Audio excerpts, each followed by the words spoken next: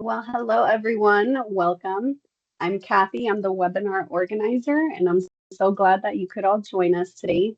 If you're new to Rosenfield & Co., we are a CPA firm with a strong focus on the automotive industry.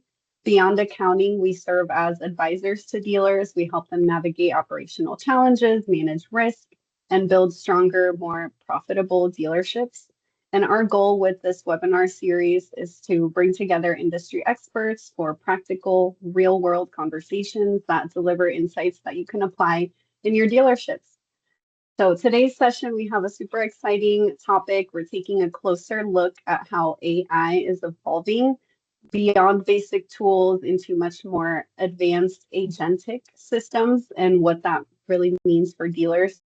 I'm excited to be joined by Jade Terreberry of Cox Automotive and Lonny Soza of Fertitta Auto Group and Post Oak Motors. We also have Alysha Webb moderating today.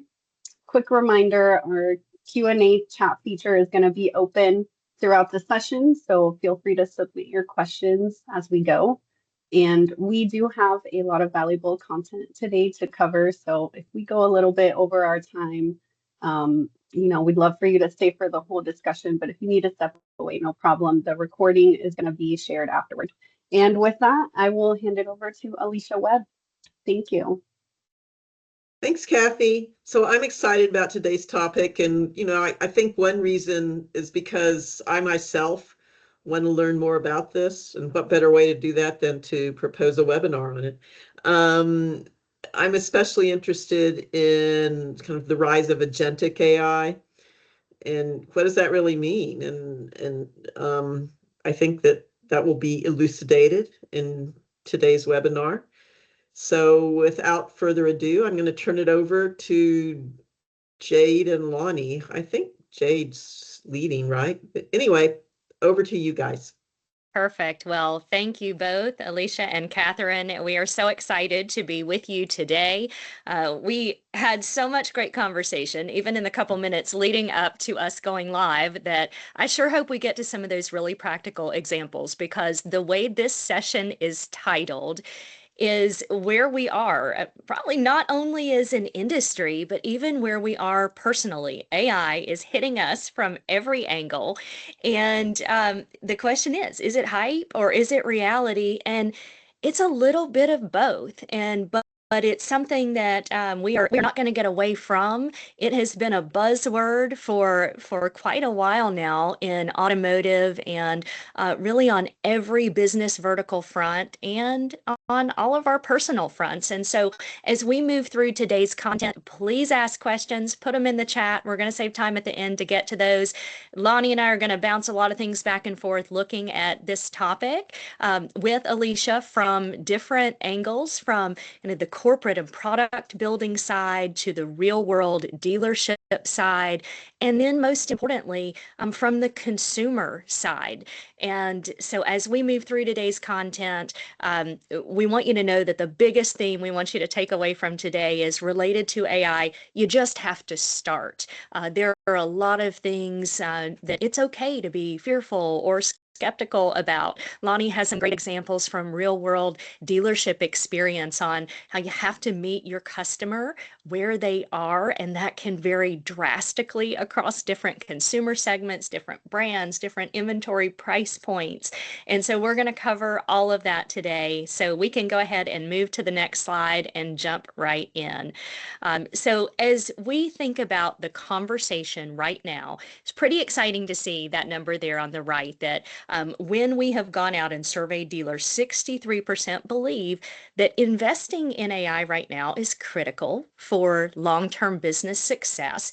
We see it in all of our metrics industry-wide. You kind of have this pack separation happening. You see it with businesses, you see it with vendors, you see it with data aggregators and measurement companies, but you're really seeing it at both the dealership, the group, and the OEM levels.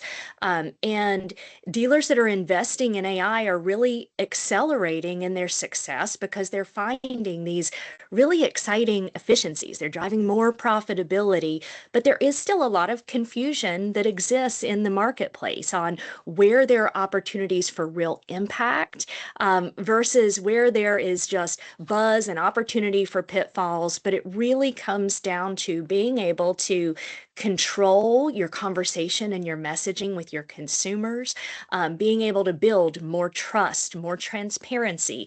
If you've watched any of our For the Road Forward podcasts or any of our panel or stage presentations over the last couple of years, we always come back to, for any transaction to occur, whether it is on a marketplace or in store or online or any step of the way through an omni-channel purchase experience, especially for something as large as a vehicle purchase for a consumer, that is built on trust, transparency, the ability to triangulate all of the data to compare and research and make sense of it.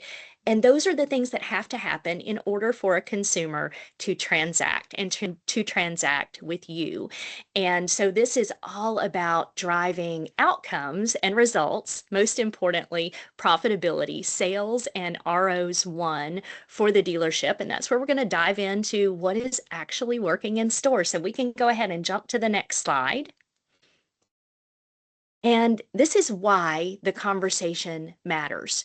It looks like our slide may not be advancing. There we go. But the question that we get a lot is, is this something we have to be doing? Is there magic when we flip a switch and turn on these AI tools?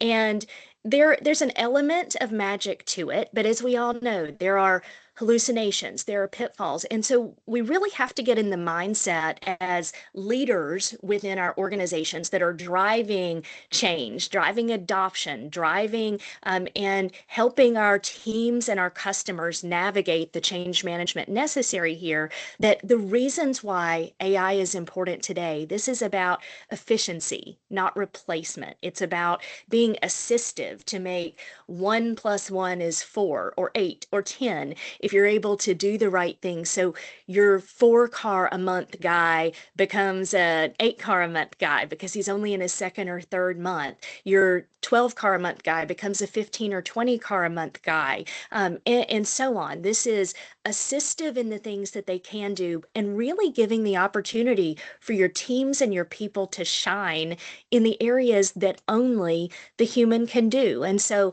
AI with human in the loop that gives us the opportunity to make all of those workflows better and to reduce friction, not only for our staff, but for our customers, is where we're starting to really see those results. And of course, you see on the right there, 81% say that once they started adopting AI, that it was actually easier than they thought it was going to be.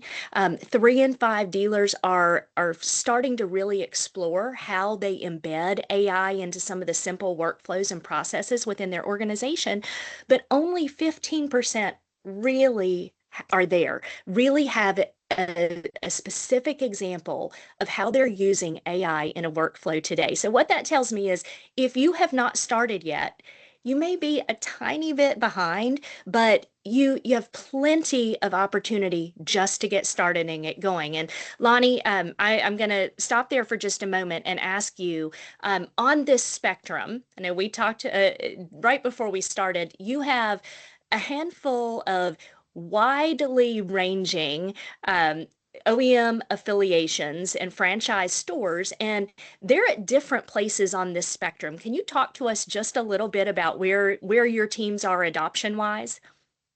Yeah.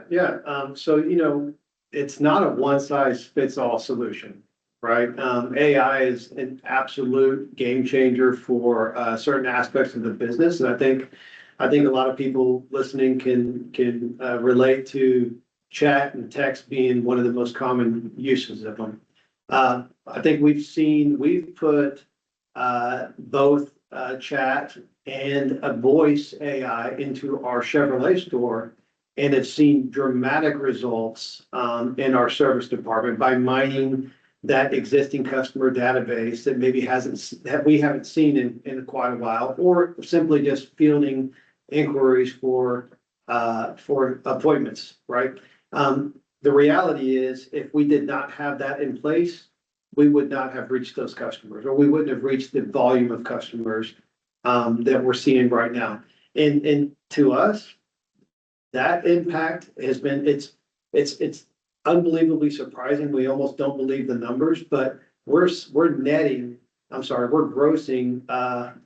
about $200,000 a month additional service gross just after implementing. I mean, we've made some other process changes, but that's been a big impact, right? So capturing that customer base. It doesn't work the same way in an ultra luxury store. So we do want to get out there and see these customers engage with us after hours, but that customer is typically a more personal customer. We cannot use AI to do follow-up with them. I'm talking specifically our Rolls-Royce and our Bentley brands. So we need to pick up when we come in the morning, we need to review those missed phone calls, those text messages, and emails, and we actually have to get on the phone and engage with those customers face to face or in person. Yeah, that's great context and a great segue to the next slide, which says the reasons why AI is so important is because dealership business is complex. And so before we dive into that, Alysha, I know one of the things that everybody wants to take away from this is, what is agentic AI? When we hear the word, what does it really mean? And so today we're going to go from basic, which is it responds to a singular prompt. It needs to be prompted every step of the way. It is single task or single prompt, single outcome focused. Whereas agentic AI starts to piece together a much broader picture to grow and build and develop plans, and then to execute against those plans based on not only the inputs that it has when it starts, but the inputs that it's getting as it goes along. And so on to the next slide again. The reason why this matters so much in automotive is because we know, if we have ever done any deal in a dealership, front end, back end, variable ops, fixed ops, no two deals are ever the same. No two consumer journeys are hardly ever the same.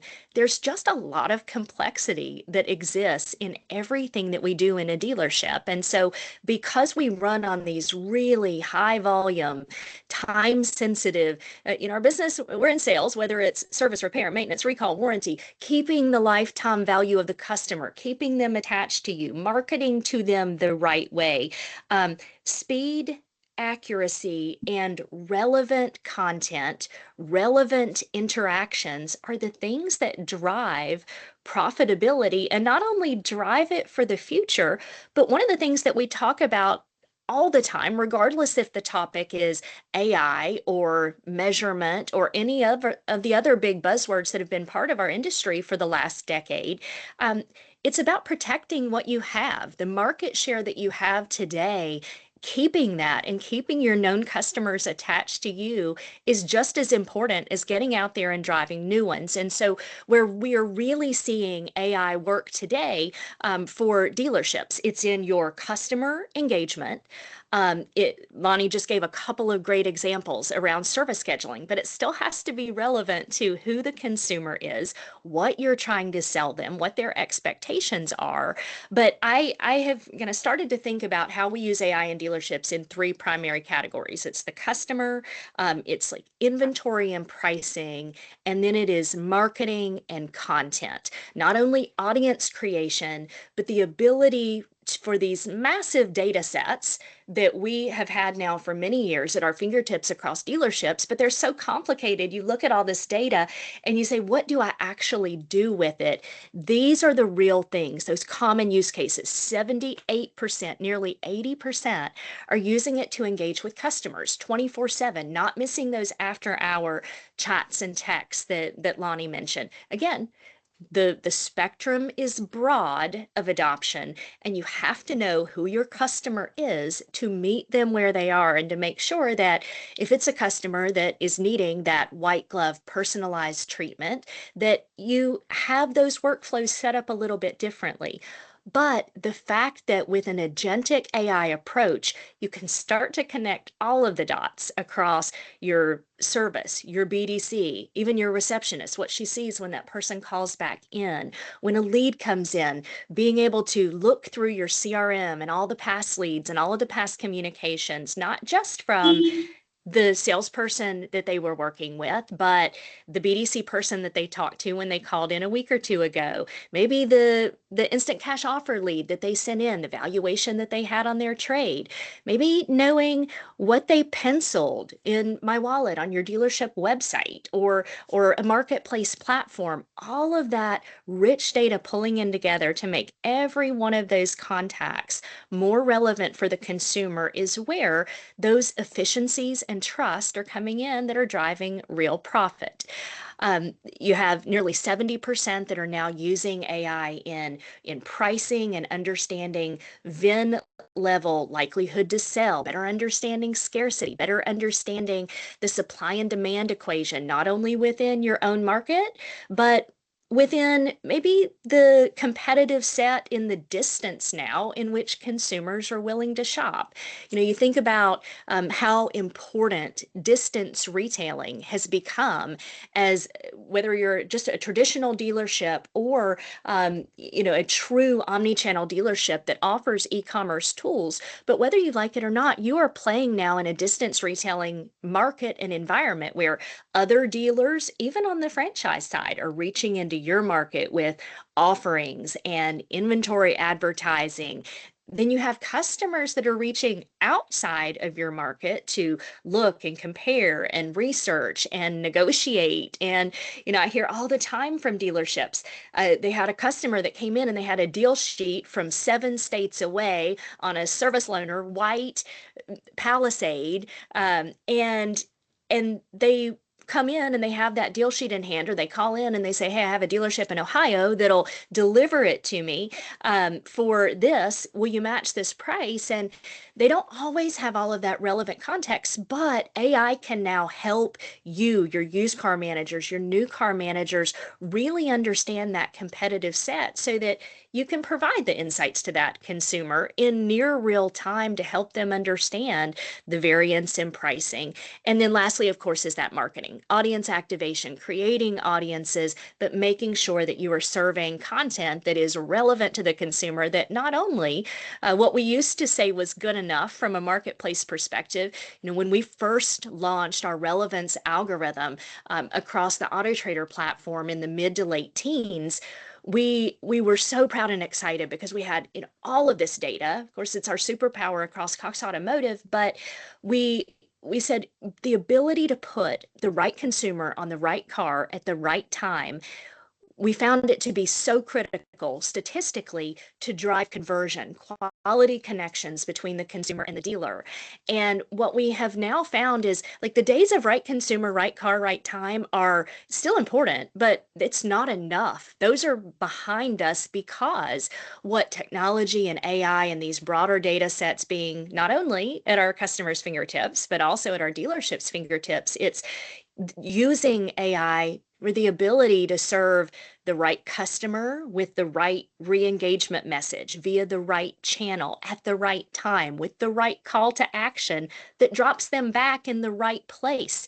If you send them something after they've already gone and valued their trade and penciled a deal, and then you take them back to a set of vehicles that they were looking at 3 weeks ago, that they've totally changed what they're looking for because they just found out they're getting ready to have their 3rd child, you may have lost them. And so all of these pieces have been so hard to get them working together in a dealership organization or a marketing engine up until the last year, with AI really helping make sense of it. And so that is where the agentic AI that looks at outcomes, driving outcomes with this complex set of inputs, is really starting to make a difference. So let's go ahead to the next slide. Can I ask a question, Jade, before Please. you go on? Yes. So Yeah. where do you see, so I hear everything you say, and I 100% agree with you, where you're putting AI, where AI is basically agentic AI can consume data from any source, right, and help you manage your business, and even past and even predict future future outcomes. Where do you place that in an ecosystem for a store, right? And so if I have a CRM from one company, is an IMS from another, and a DMS from another, where does it go to tie all of that together? Excellent question. And I'm going to take it one level up from there. The number of bright, shiny objects that have come out for dealers in the AI space over the last couple of years have really created challenges, lots of challenges for dealers to understand how in the world do you connect it. And the really short answer is pick the right partners and tools that have that connectivity layer built into them. And I know that that sounds hard because there aren't a lot of companies out there that have the ability to do that. But the challenge, Lonny, is when you do have inventory management in one place, and then you have a CRM and a DMS, and then you have a chat provider, you have a different company doing your phone call tracking and providing insights reports on BDC and salesperson round robin rotation of when they get a phone call and then who does the best job setting the appointment, collecting contact information, actually having them show. When all of those pieces are separate, I haven't seen any AI tool yet that has an integrator that works with every single one that is just going to come make it work.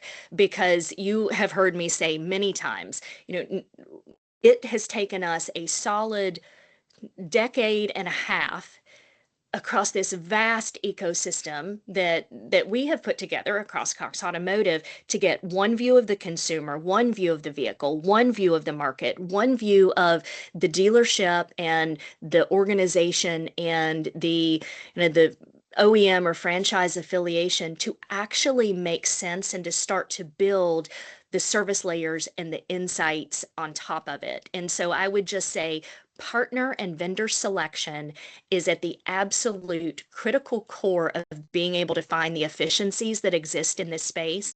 And bright, shiny, amazing AI out there that does not have the underlying data that will allow it to not only be smart when it starts, but to get smarter every step of the way with all of those inputs in near real time, not when you upload them, when you do a download from your inventory system into this tool, and then you do this one once a week and you do this one every night at midnight.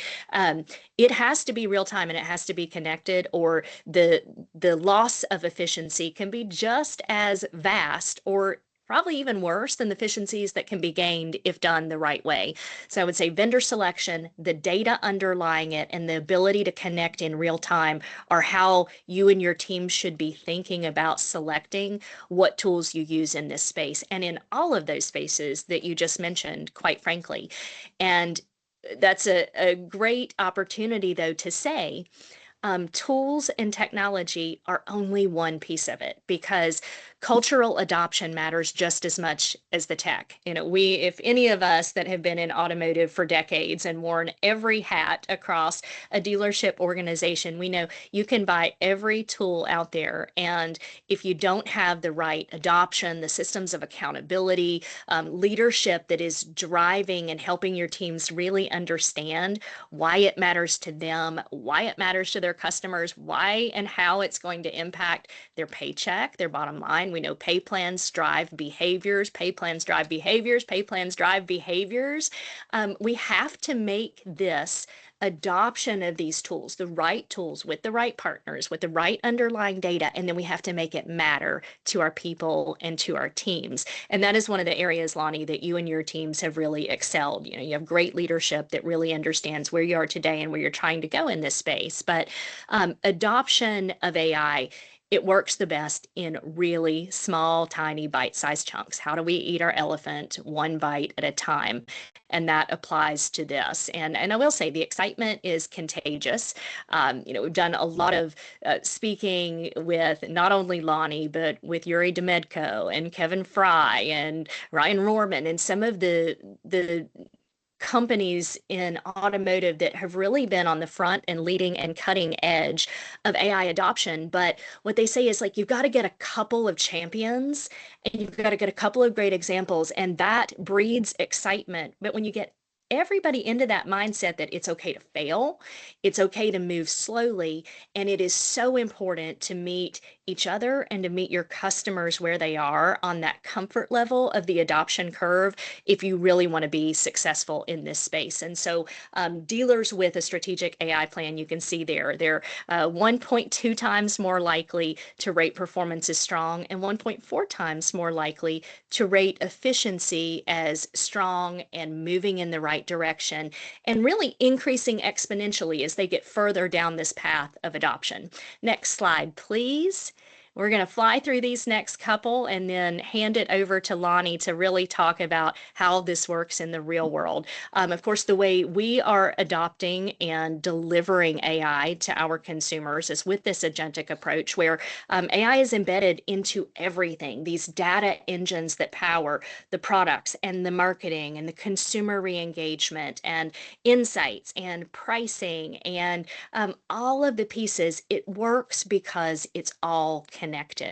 And when it is all connected, the messages that our teams get, the recommendations and predictions that our teams get to take the next step, whether with a consumer or with a vehicle or with a campaign, when they see those work, that's where trust comes in.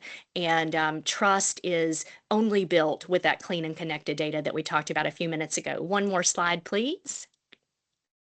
And that gets us to how consumers are using AI. We talked a lot about the dealership, but as I mentioned in the beginning, the consumer readiness to actually use AI and to act in this space, whether that is for their research, their compare, them finding the vehicles, them assessing the value of their trade, them going through negotiations, them understanding what dealerships have reputations and ratings that match the type of experience that they want.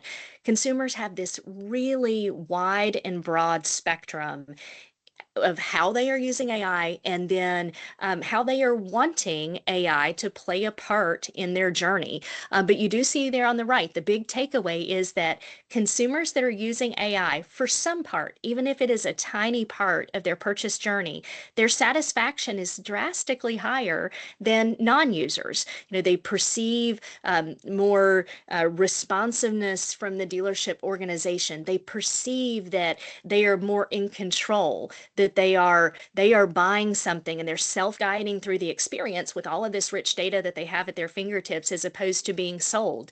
We have seen it again and again on the e-commerce side over the last handful of years. One of the most exciting AI stories that we have about dealership profitability is our AI bot that sells within our e-commerce carts, that surfaces F&I product that is relevant to the consumer. It's learning things like where they live, how much they drive, the way they're going to use the vehicle, the things that your finance manager would generally do when they do that initial sit down with the customer before they go back and finish paperwork and finalize the menu and take them back into the box.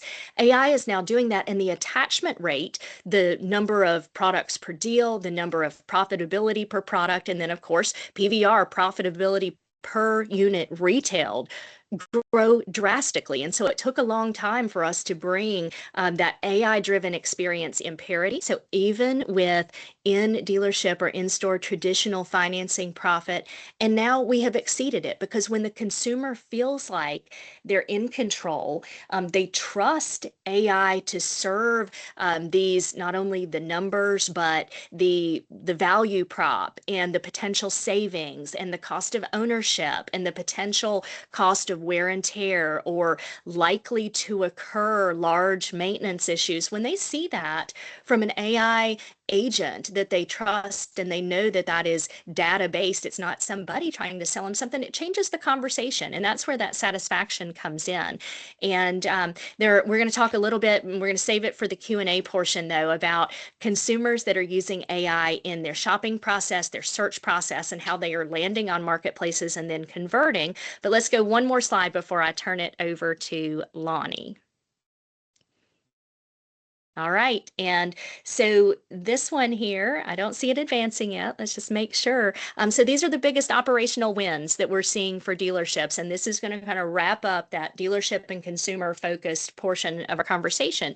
But the key areas are these faster and more relevant response times, less missed opportunities.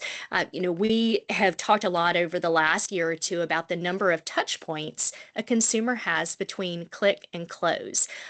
Depending on the age segment, some of them have as few as 10, some of them have in excess of 250 touch points. But the average consumer has at least 60 to 70 touch points between click and close. And what we see in the data, not only consumer research, the qualitative and the quantitative data, is that on those touch points along the way, for the most part, consumers are ruling out dealerships, not cars. And that is based on the quality of the content of those responses. You have somebody who connects with a BDC person or an internet salesperson, which I think there's really no such thing as an internet salesperson anymore. Everybody is an omni-channel salesperson. They should be able to allow any consumer they interact with to do as much or as little online, in-store, back online as they want to do. That is the consumer's expectation in today's day and age. But ultimately, a consumer could have 10 great interactions with your organization, and then that person is out sick the next day. And that was the day that they had 6 questions, and you can't help that person being sick. A BDC person, is your system set up where those workflows are picking up not only maybe the first communication, but the second and third questions that came in? And so just that level of consistency that AI is able to bring to make sure that no ball is dropped, regardless of the human elements that exist when we have people and kids and families and health and allergies and all the things that exist in our real lives, it just helps us have better quality connections and more consistency in our communication. And that use of data, we've already talked a lot about that. That goes for not only dealerships, but it goes for consumers too. For many years, consumers have just been overwhelmed by the number of data points that they have, whether that is on understanding their trade valuation, understanding the competitive set, going out and looking at all of the dealerships and the vehicles that are out there that fit their budget and their criteria. And AI is really helping them make sense of all of that, which means the connections that come into your store are more quality and more efficient than they have ever been. And consistency in pricing, consistency in appraisals, and then less manual work for those high volume workflows, which of course builds lots of efficiencies and drives profitability for your organizations, because we know profitability is not just the money you make, but it is also the money that you save in the way you manage expenses and costs. So with that, I am going to wrap it up and turn it over to Lonny. Well, thank you, Jade. I gotta tell you, you're a very hard act to follow. Folks, for all of y'all watching, I mean, she is a subject matter expert, and I'm a dealer, so I think hopefully I can talk to you on that level. But look, some of my slides are duplicate of what Jade has talked about, so I'll kind of speed through them and just tell you that this is coming. AI is well, I say coming. AI is here, and like Jade said earlier, if you're not on it and you're not utilizing it, you may be a little late. Doesn't mean you're too late, but the time is to start is actually now. So we'll go through our slides, and again, some of this is duplicate information, so we'll burn through it, and then maybe get some more Q&A in here.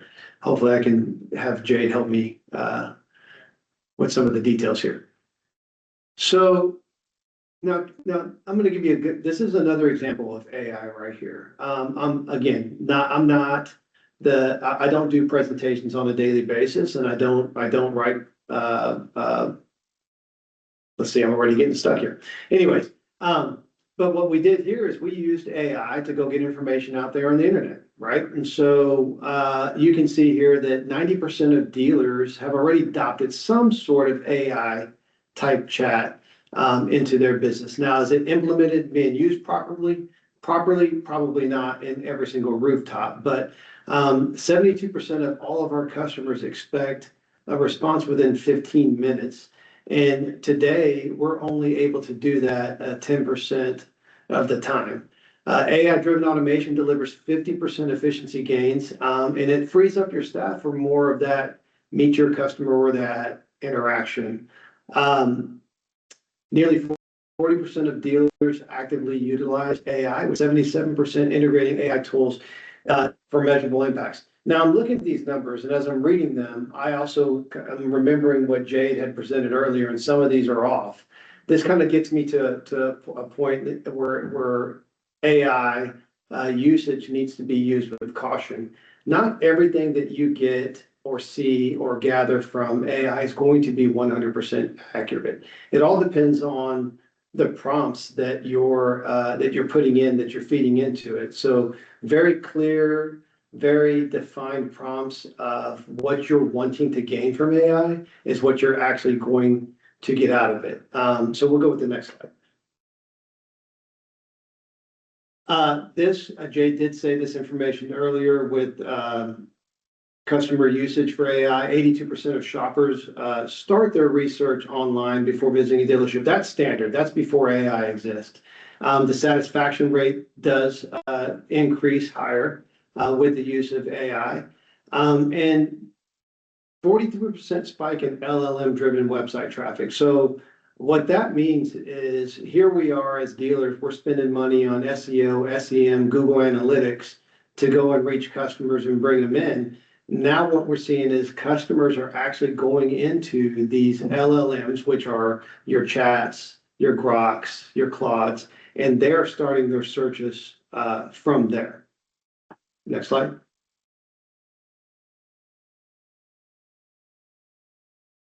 So when we get these inquiries, responding within 5 minutes makes dealerships 21 times more likely to qualify a buyer. And conversational AI captures that a lot quicker and qualifies those leads a lot better than traditional methods. AI chatbots handle 60% of initial customer inquiries, providing instant responses 24/7. Look, I'm going to get real simple here instead of reading this. We employ AI chat boxes, yes, during the day to catch overflow customers that our receptionists and ourselves and our service advisor aren't able to talk to, but having this employed after hours and capturing customers that are looking to schedule appointments in service or inquiring about a car, or even scrubbing our existing database for customers that we have not engaged with in a significant period of time, has really made the biggest impact with AI in our world. So we're bringing it in and using it in places where we can see immediate lift, right? Places where there's two ways to approach this. You can bring AI into the worlds where you have full control and you can see the result immediately, and maybe even run it simultaneously or side by side with an existing system so you can measure its performance. In this case, where I'm talking about is we've got it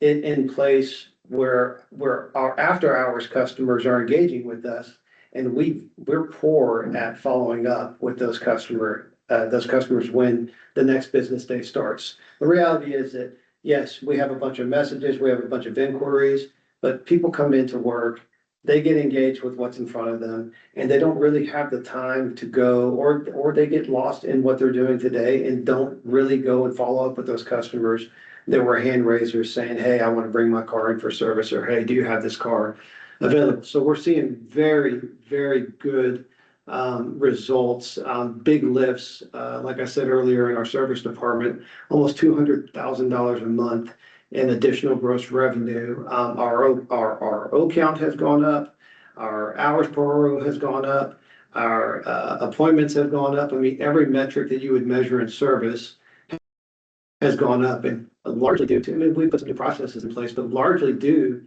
to engaging with customers that have been dormant in our own system for a while. So is it perfect? No. Can we go and can we critique or can we criticize it and say, hey, look at what it said to this customer, look at what it said to that customer? Yeah, that exists. Or even hearing some phone calls sometimes can make you a little squeamish. But the reality is, those are all found customers and found business that we never would have had before, because we honestly aren't tapping into that database today, right? What's the next slide? So things that we're AI voice assistants, which is what we're talking about right now. We use it for greeting, answering phone calls 24/7, qualification, collecting vehicle preferences and service requirements, everything that I just mentioned a second ago, scheduling and confirmation. You can see the stats here: 35% higher test drive booking rates with AI voice assistants. AI-powered phone systems handle after-hours calls and after overflow traffic, operating continuously and capturing every opportunity. It's there. I mean, it's again, not the most perfect systems in the world, but we are absolutely 100% seeing gains by actively engaging with AI. What's next? Jade, feel free to jump in and give me some insight and help keep our viewers engaged here. You're doing great, Lonny. I love that you hit on, dormant people, the gold mine that you have sitting in your CRM. The dealers that have figured out how to re-engage those folks, they're seeing the numbers just like you are, hundreds of thousands of dollars a month that was just sitting out there that, how many people can you realistically pay to call open recalls and decline services and OEM recommended maintenance and somebody who they're almost to the end of their free oil changes that were included with their new purchase. You can't do those things at scale, and AI can do it like that. And it's just an entirely new profit center, because we know time is money and money is money, and there was just no way you could get that scale and get the right return on it with only people. And so, you're not hurting anybody in your dealership. You're not taking something away from somebody. In fact, you're driving more profitability for your technicians, for your service writers, for your BDC. So it is really a win-win-win for the consumer, for the dealership, for the staff. And that's where we start to really see the dollars matter and the excitement pick up across the organization, right?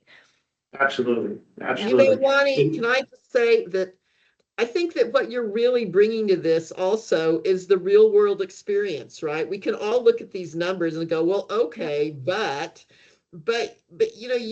you're drilling down to, we have used it and we have seen this impact. And I think that that's really meaningful. It's more than just some nebulous number, right? You're someone who's tried it and seen that kind of impact. So I think really, you're doing great.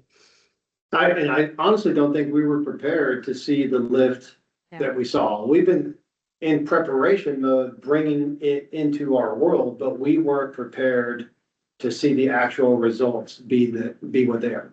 And so with that said, we've also started engaging with it and bringing it into our BDC world, or e-commerce world, where we're losing business. We've been a single digit internet closing ratio store forever, knowing that we're underperforming, but because what we've seen over and over and over again is we start giving up. It says right, we start giving up after that second or third or fourth maybe engagement with the customer, when reality is now today it takes 7 to 8 phone calls to engage with the client now. And when it comes to email, sometimes it's beyond the 16th email, right? And look, our employees are already engaged with new customers, with new leads, with new phone calls, with new appointments.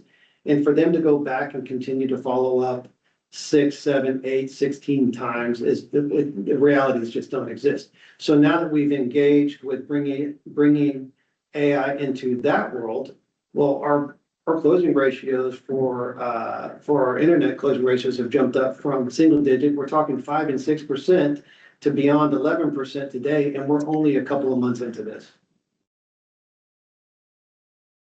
Next slide. So I just talked about kind of what we're using it. The stack that the companies that we use to engage the way I just spoke about are Podium AI. We use that primarily with our CRM for internet leads. We use PAM AI for after hours receptionists for our luxury store and overflow coverage. And it does help with service appointments as well. I'm going to tell you the difference between installing this at a Chevrolet store and installing it at a Rolls-Royce and Bentley store are night and day. This is where the human factor comes in. You just can't bring AI into your world and say, hey, here you go, access my systems and do what you do.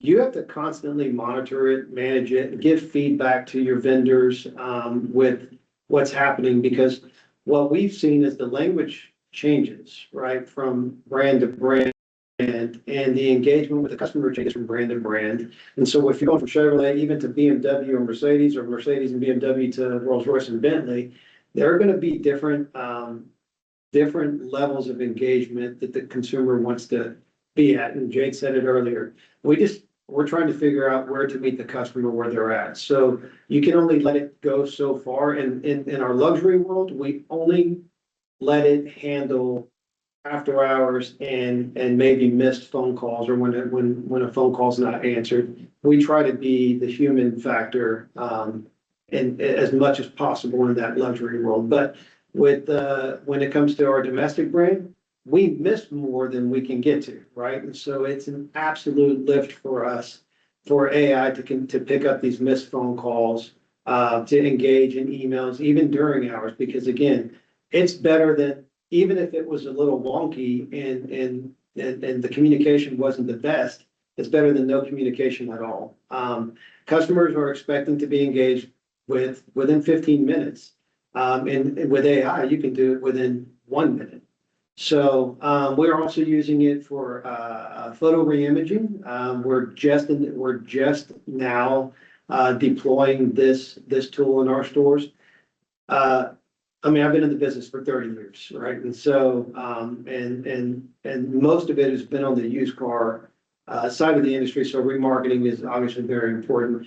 And what we're seeing with pictures is you go from rooftop to rooftop within the same companies or just down the street, different dealers next to each other. And the quality of the photos online are just atrocious for the most part. So now we have, and you've got companies out there that will do re-imaging, or they'll take your picture and they'll copy and paste it onto a new background, which is great. It's better than having the dumpster behind the vehicle, or parking your car in your lot and then doing circles around it. And every single angle, you've got clouds and sunlight and trees and reflections on the car. So we've kind of collaborated with the group, and we're developed an AI regenerating system that gives you a really organic looking vehicle that removes a lot of the noise on the vehicle as well as around. Doesn't regenerate it, doesn't Photoshop it, doesn't edit it, but it does make it look more organic and not like a floating car or something crazy like that with what you see out there. So anyways, we're getting I'll date myself with how old I am. Back in the early days when there was like Match.coms and all that stuff, I used to have a boss that said, you can't get a date with a bad picture. Or no picture at all. So if you want to get a date, you better have that picture online. And so that's what's important about what we're doing here with the AI photos. Again, one of the big deals here also is we can take a picture of a car that was just traded today with dirt, with stickers, and even trash on the floorboard. And we can take those pictures, and AI will remove all of those those elements and make it look like it just came out of detail. Again, not misrepresenting the vehicle. It still is what it is. It has scratches, dents, and dings. But But it does save speed to market, right? And so, we all know that it in the real world, as much as we would like it to be, we want maybe a 3-day turnaround from our cars coming into our ecosystem and then getting up front would be the most ideal, but really reality is it's 5, 6, 7 days. And, so because of that, we go and we try and manipulate the system and say, okay, let's just get the car washed first, get a handful of pictures, get it online, and then send it back into the service department. And with the power of AI, you can really change the game there. So we can take pictures of vehicles again that are fresh trades and have them appear online, represented correctly, but look like they just came out of detail day one. So we are using, I put this up here because I'm kind of against this, but I'm for it at the same time. We are using ChatGPT and Claude. We use the paid services for them. Now, we use it for analysis. I mean, it really is good for, we literally can give it the personality of each of our salespeople. We can say how much internet traffic, how much phone traffic, how much walk-in traffic they've each done, and then also the results of their efforts for each of those categories. And it'll give you great responses, right? It'll tell you exactly how that person, their personality works, how they manage what they're missing. It'll give you a lot of feedback on how to go and have a good coaching session with that performer. Internet sales, service, whatever. We use it for advertising. We use it for analyzing patterns. But what we don't do is we do not put any of our company information in there. We do not put any of our customer information in there. I tell all of my staff not to even say who they are, because look, it's new to us, but the reality is these are open source platforms, and we just don't know what the security protocols are today with those. So the last thing you want to do is put your company or your customer or even your employees in jeopardy by sharing too much information with those. And I think that again, with everything, we can get into this with the Q&A, but there's going to be plenty of solutions out there to bring AI into our industry, into our ecosystem, that are going to be safe, secure, and will stay within our world, right? Next slide. Maybe it. No. We talked about this a second ago with ultra luxury AI. It's just a different world. Just be mindful of things. This is an extreme, where we're talking about Bentley rolls. There's only so much data out there. So you're only going to get so much feedback and so much information back on it versus something like a Chevrolet or a Toyota or Ford or the big models. The more information that there is out there, the more robust your feedback's going to be. Next slide.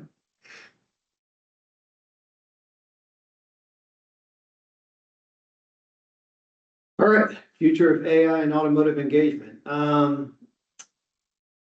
So 76% of dealerships plan to increase AI spending in 2026. I got this from using AI, right? This information. So with 74% identifying AI voice agents as the top priority.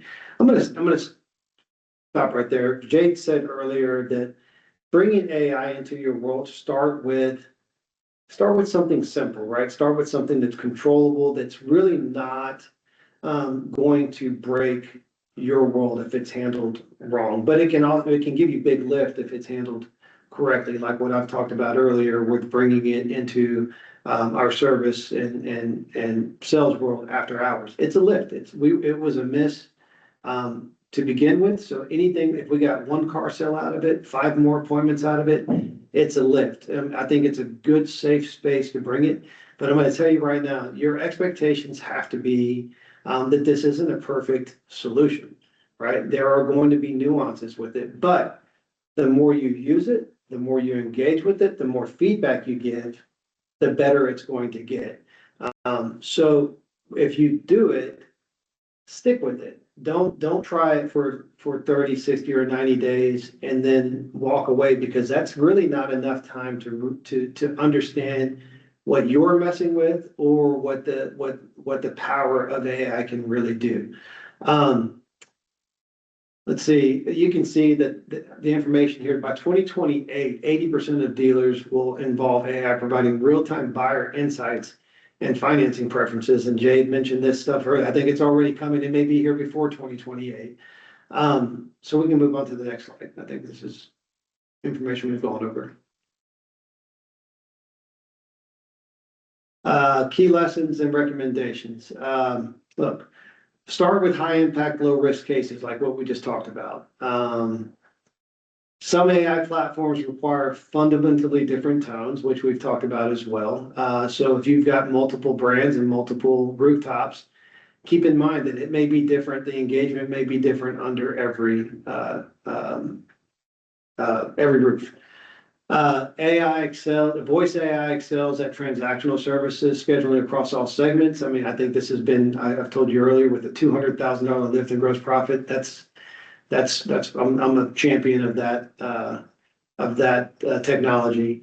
And 72% of dealers strongly agree AI enhances performance without replacing employees.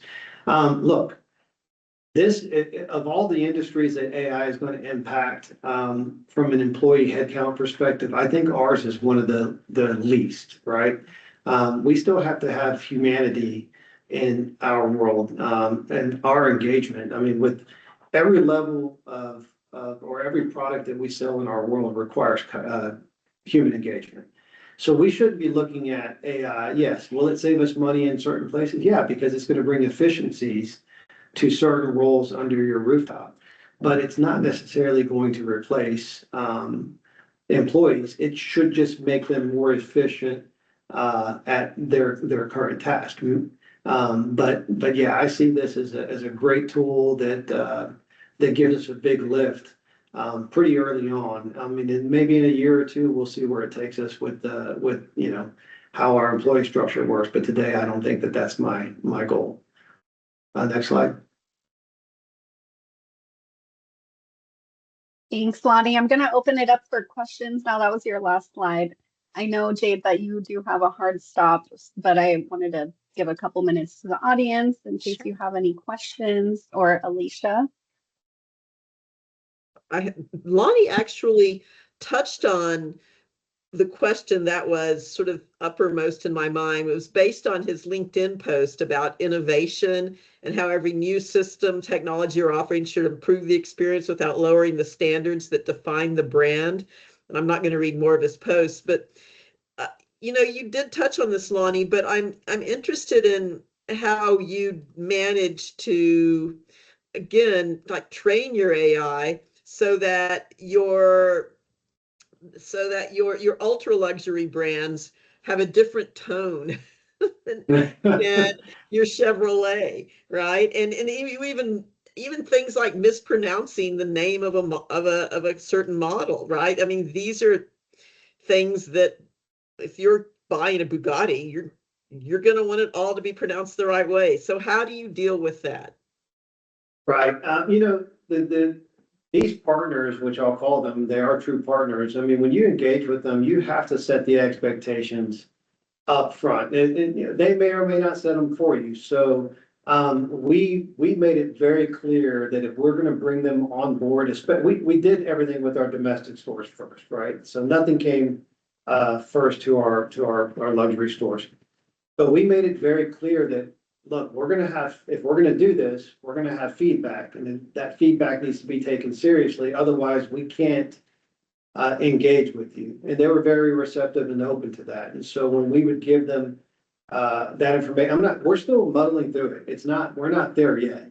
So, but I'm going to tell you, we started this AI effort 2 years ago. So I've got a head of marketing that just is really geeky about this stuff. And I kind of put her on a mission. I said, you start learning everything you can about AI. She should probably actually have been the one on this call, not me. But you start learning everything you can about AI because it's coming, right? Those were my words a couple of years ago. It's coming. It's going to be in our world, and we need to be ready for it. So we were prepared for the conversations that we've had with the vendors that we're using. Now, what happened is in the early days, we brought them on board. And we were quick to see how wonky it was. And you know what we did then? We fired them. We said, no, this is not going to work. Get out of here. This is not good for our world.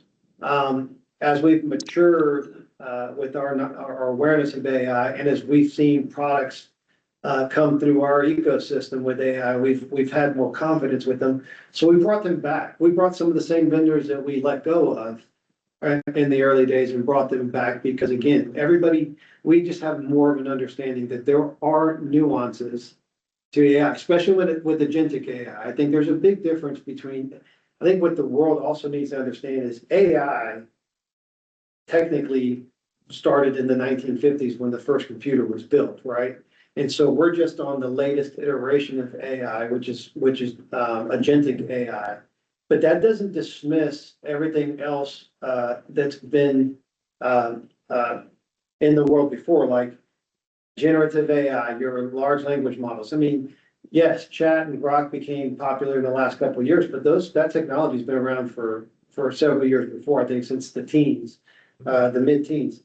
But AI agents, very important. So you don't necessarily have to jump into an agentic world to use AI as a really good tool. As a matter of fact, AI agents, like was explained earlier, are very defined and task-oriented types of AI, which have already proven themselves. So those are great tools to bring into your ecosystem. But when we get to the agentic world, where agentic is utilizing LLMs and utilizing generative AI and utilizing AI agents, that's where we're new. We're just stepping into this. I mean, we're talking about a 2025 technology that's going to have nuances. It was a baby that is now, you're a high school, all-star quarterback that is looking, to potentially be an Olympic athlete and world athlete at some point in time. So it's growing there, but it's not there yet, right? And so now that we kind of understand that, we've brought it back into our world because we want to be part of the growth.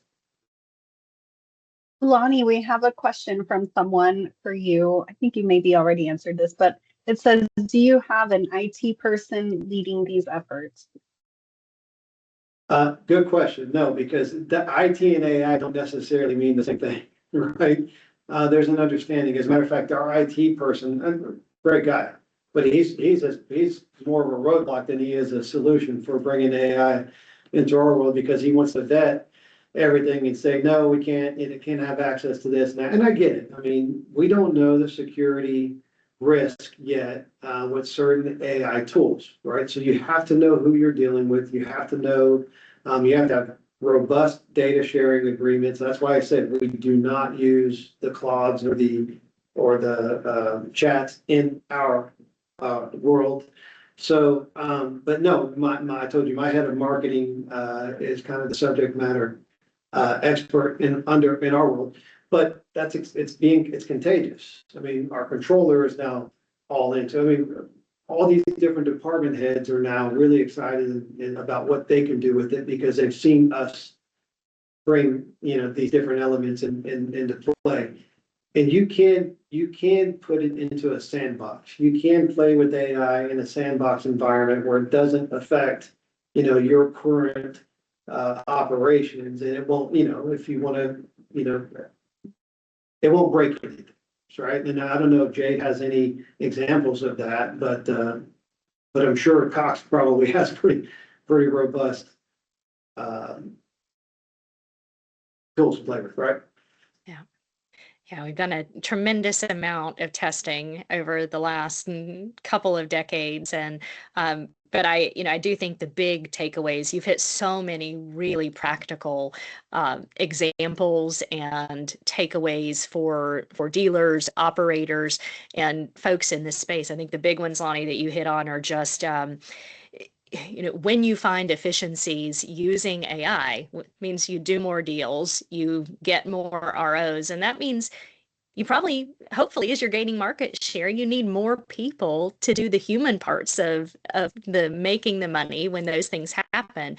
But use it, drive close rate, drive the gold mine that is sitting in your CRM, sharpen your pencil with valuations and remote damage detection and all of the cool things that you can do now that you can connect all of these data sets together. Find the right partners that have the most data, that have all these integrations and connections in real time so that it all ties together, and just start bite-sized pieces and don't be afraid to get going.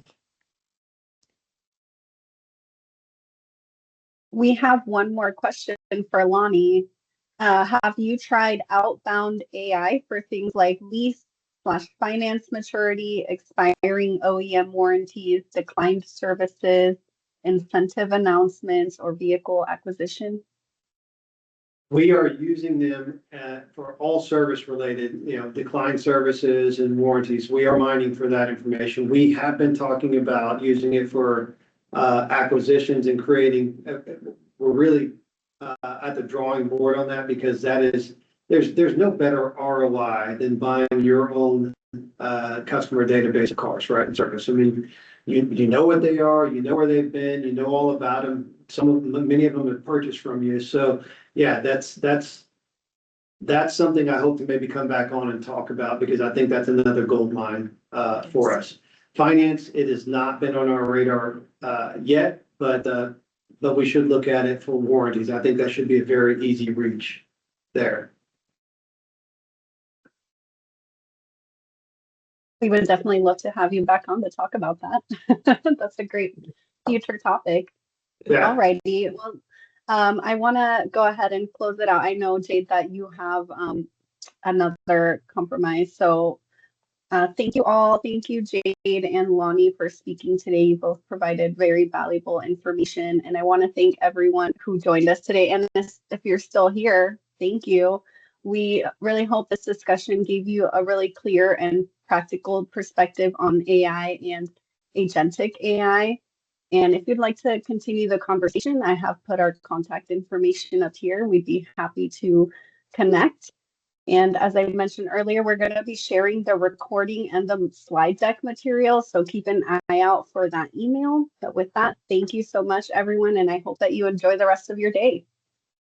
Thanks, everyone. Thanks for having us on. Bye, y'all. Thank you.